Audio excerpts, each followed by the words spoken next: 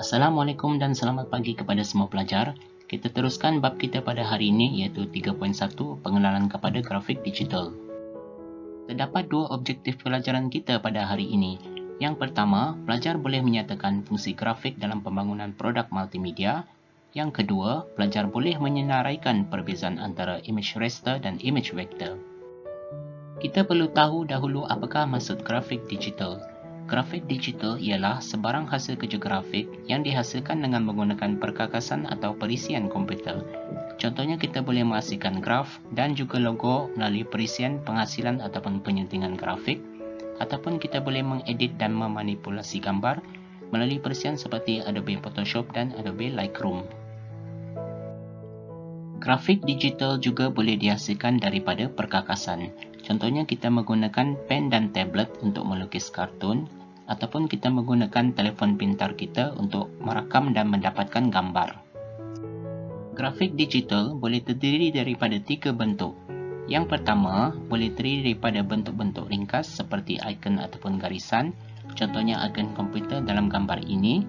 Yang kedua, boleh terdiri daripada bentuk realistik sepertinya gambar foto pemandangan. Yang ketiga, boleh terdiri daripada bentuk tiga dimensi seperti kartun 3D. Baiklah, sekarang kita pergi kepada bahagian fungsi grafik digital. Fungsi grafik digital boleh dipecahkan kepada 4 bahagian. Yang pertama, berfungsi sebagai antarmuka pengguna. Yang kedua, sebagai prototipe produk. Yang ketiga, mengilustrasikan sesuatu konsep. Dan yang keempat, sebagai sumber penyampaian maklumat yang berkesan. Baiklah, kita pergi kepada fungsi yang pertama iaitu antarmuka pengguna. Antarmuka pengguna ini ialah menu di mana pengguna boleh membuat pilihan. Contohnya, menu yang ada pada restoran. Yang kedua, ikon-ikon yang ada pada paparan muka telefon pintar. Yang ketiga, menu yang ada pada apps di telefon pintar. Bagi pelajar yang pernah bermain game, paparan menu utama bagi satu game merupakan antarmuka pengguna. Selain itu, di apps juga paparan muka utama juga dinamakan antarmuka pengguna. Kita pergi kepada fungsi yang kedua iaitu prototipe produk. Grafik digital akan membantu dalam menggambarkan prototipe produk. Prototipe produk ini merupakan produk-produk yang akan menjadi contoh sebelum dikeluarkan secara besar-besaran. Fungsi yang ketiga ialah grafik digital berfungsi mengilustrasi sesuatu konsep. Contohnya, apabila kita mencipta satu kereta yang baru, kita boleh menciptanya melalui perisian komputer. Fungsi grafik digital yang keempat ialah sebagai sumber penyampaian maklumat yang berkesan. Contohnya, untuk menyampaikan maklumat berkaitan dengan COVID-19 pada masa sekarang, kerajaan lebih gemar memilih untuk mencetak poster ataupun infografik yang lebih menarik perhatian kerana terdiri daripada pelbagai warna yang menarik dan juga ringkas. Sekarang kita pergi kepada bahagian yang ketiga iaitu perbezaan image raster dan image vector. Perbezaan ini terdiri daripada 8 ciri. Yang pertama, dari segi maksud. Image raster bermaksud image nyata yang boleh diambil dari peralatan seperti kamera dan pengimbas. Contohnya, kita ambil gambar daripada kamera DSLR atau kamera telefon pintar. Ataupun kita mengimbas gambar daripada scanner. Yang kedua, image vector. Image vector ialah lukisan atau lakaran pada komputer dan hanya memerlukan memori yang kecil. Kita pergi kepada perbezaan yang kedua iaitu dari segi medium sumber perolehan. Image raster boleh dihasilkan dengan 3 cara. Yang pertama, program lukisan berasaskan komputer. Yang kedua, menggunakan screen capture. Yang ketiga, menggunakan scanner ataupun kamera digital. Manakala image vector pula boleh dihasilkan dengan perisian komputer tertentu yang melibatkan asas kepada elemen lukisan seperti segi empat, garis bulatan dan sebagainya. Contohnya dalam pemindahan logo yang terdiri daripada elemen seperti segi empat, garis, bulatan dan lain-lain. Perbezaan yang ketiga ialah dari segi perisian pengeditan.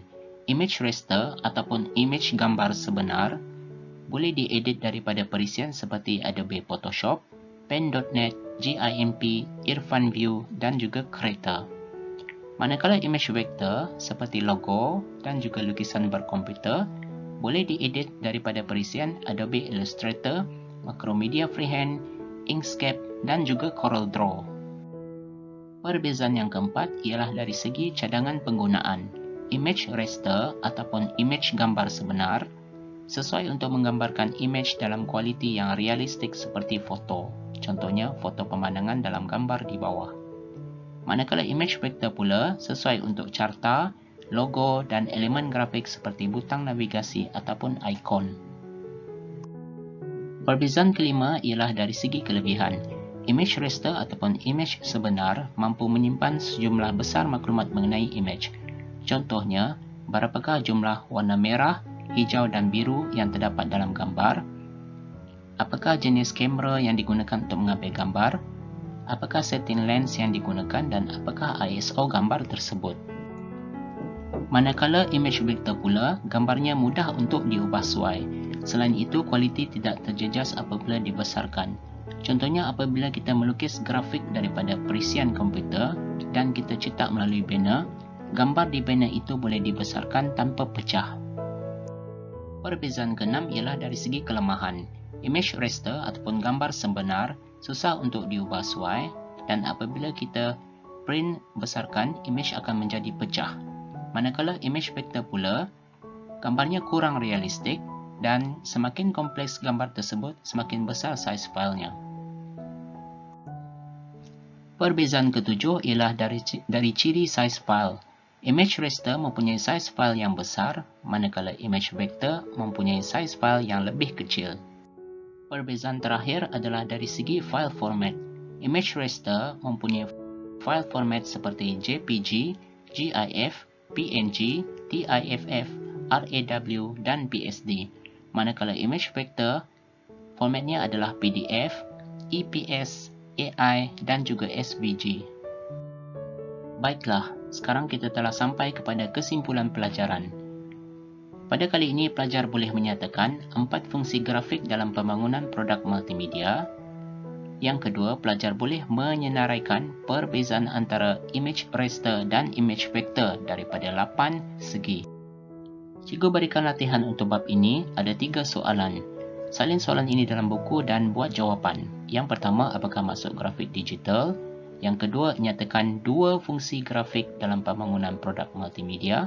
Yang ketiga, senaraikan 2 perbezaan antara image raster dan image vector. Baiklah, cikgu harap pelajar akan dapat memahami bab ini dengan baik. Jika ada pertanyaan ataupun kekeliruan, boleh PM cikgu secara personal. Sekian dan terima kasih. Assalamualaikum warahmatullahi wabarakatuh.